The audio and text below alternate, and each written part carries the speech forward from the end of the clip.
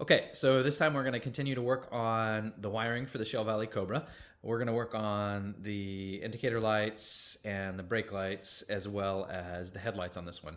Not a lot of action, but yeah, definitely a part of the process. So I'll just take you along. So let's get started.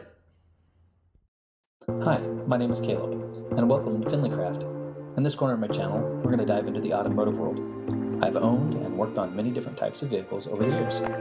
So join me as we build, repair, and have some adventures on the road and in nature. I hope to earn your subscription, and please like and leave a comment.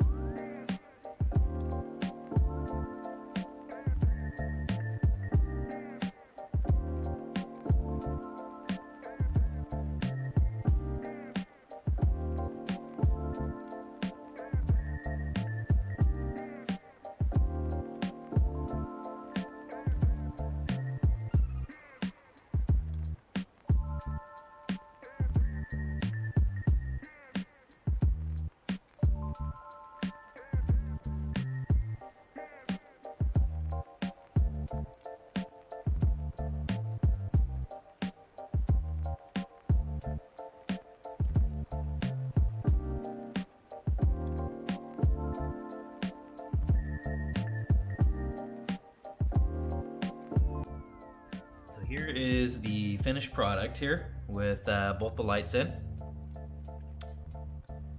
And then this is what it's looking like on the inside here.